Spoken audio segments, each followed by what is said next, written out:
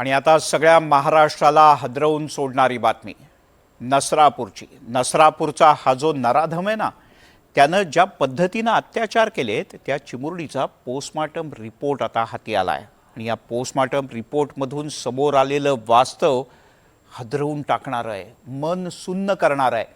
किती निर्घृण पद्धतीनं या नराधमानं हे अत्याचार केले होते, या पोस्टमार्टम रिपोर्टमध्ये काय आहे पाहूया आमचा एक स्पेशल रिपोर्ट।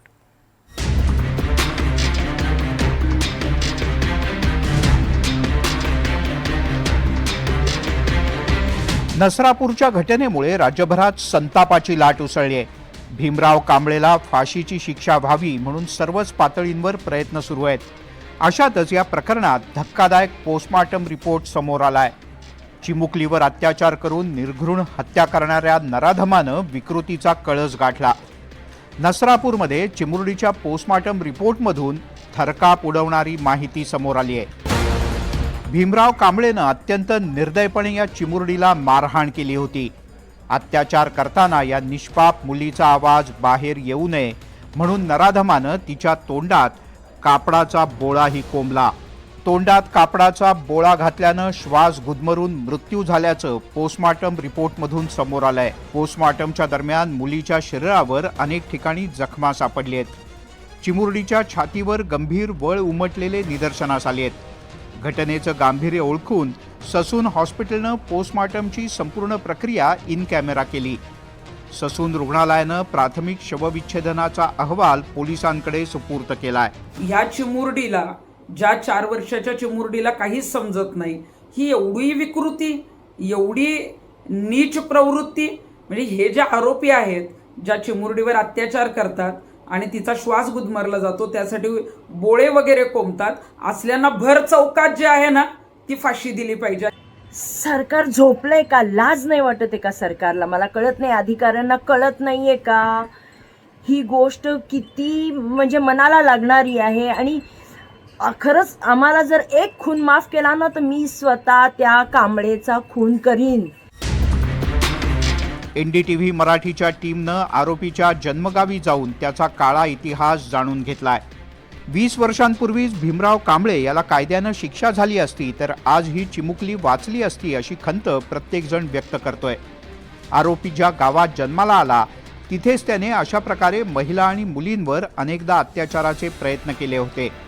तेव्हा गावकऱ्यांनीच त्याची कुटुंबियांसह गावातून हकालपट्टी सुद्धा केली आणि त्याच्यावर त्याने 2 बायाने सुद्धा बलात्कार केलेला आहे। त्याच्यामुळे मग आम्ही चिडलो आणि त्याला 20 वर्षापूर्वी हाकलून दिला। बरं, काय काम धंदा काय करत होता? काम असा शेती धंदाच करायचा, काय काम करत नव्हतं, मजुरी हीच करायचा। कमीत कमी मरस्तोवर फाशी देणे त्याला आमच्या ताब्यात, मग त्याला आम्ही काय करायचं मग आम्ही करतो। मग तुमच्या गावकऱ्यांची मागणी, तो आमच्या गावचा आहे, आमच्या ताब्यात द्या, आम्ही त्याच बघतो काय। मग काय करायचं आम्ही करतो। मग त्याच्यासाठी मूळचा आत्मा तडपडणार तसा त्याचा बी आत्मा आम्ही तडपडून मारणार। हा व्यक्ती पहिल्यापासूनच घाणेरड्या प्रवृत्तीचा लिंग पिसाट माणूस आहे आणि त्याने पूर्वी म्हणजे आता तो डोंगरामध्ये आता इथं आमच्या त्याच्या घराच्या पलीकडे डोंगर आहे अक्का, तिकडं तो त्याच्या स्वतःच्या शेळी त्यांनी ज्या पाळल्या होत्या त्या शेळी तो तिकडे चरायला घेऊन जायचा। त्या शेळ्यांवरती सुद्धा तो माणूस अत्याचार करायचा, म्हणजे तो एवढ्या घाणेरड्या प्रवृत्तीचा माणूस आहे। आणि इथं सुद्धा त्यांनी 2 महिलांवरती पूर्वी लैंगिक अत्याचार बलात्कार हा केलेला आहे आणि कोर्टाने त्याला निर्दोष सुटका त्याच्यात केलेली आहे। त्याच्यामुळे आता हे प्रकरण घडलेले आहे। स्वतःच्या त्याच्यात तरुण मुली होत्या तर त्यांना सुद्धा तो काही प्रकारे आहे ना त्यांच्यावर अत्याचार करण्याचाच प्रयत्न करत असेल, पण त्याच्या बायकोने आहे ना हे सगळं दाबून ठेवलं आतापर्यंत। 7 मुली आहेत आणि 1 मुलगा आहे, 20-25 वर्षाचा मुलगा आहे। मग त्याला घेऊन ती इथं राहत होती, तरी पण आम्ही काय त्यांच्याशी बोलत वगैरे नव्हतो। गावकऱ्यांची जी भावना आहे तीच भावना आता आरोपींचे कुटुंबीय सुद्धा व्यक्त करतात। ज्या ठिकाणी या चिमुकलीवर अत्याचार केला त्याच ठिकाणी भीमराव कांबळेला ठेचून ठेचून मारा अशी मागणी आरोपीच्या पत्नी आणि मुलानं केली आहे।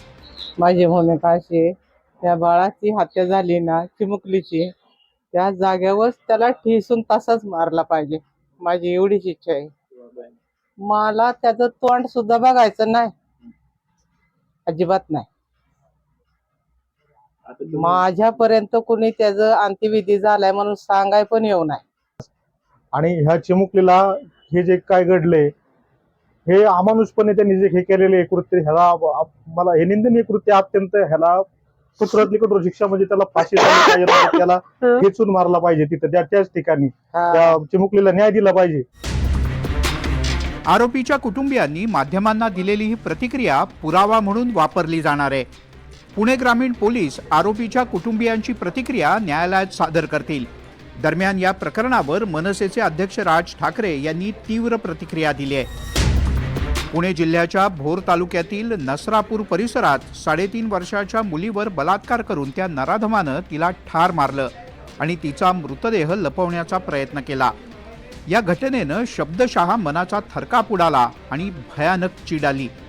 या आरोपीला सरकारनं कायदा काय सांगतो आणि अजून लोक कोण काय म्हणतात याचा विचार न करता हालहाल करत संपवावं, मनसेचे प्रमुख राज ठाकरे यांनी अशी थेट मागणीच केली आहे.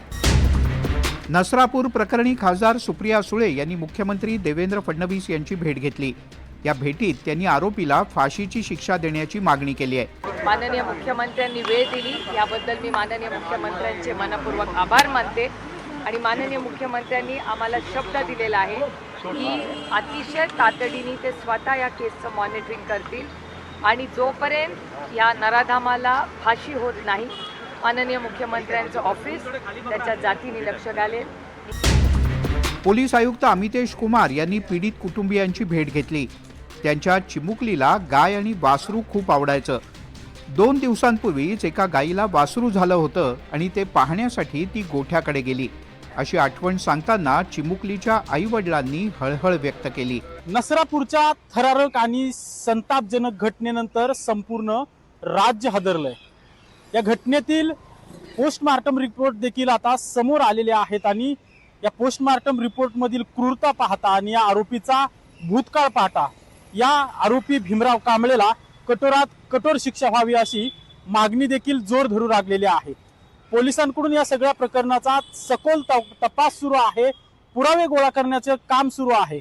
हे सगळे पुरावे जे आहेत ते न्यायालयात सादर केले जातील. मात्र या भीमराव कांबळेला नेमकी कोणती शिक्षा होणार याकडे आता राज्याचं लक्ष लागलंय. कॅमेरा पर्सन निकेतन मानेसह अजिंक्य धायगुडे, NDTV मराठी, पुणे.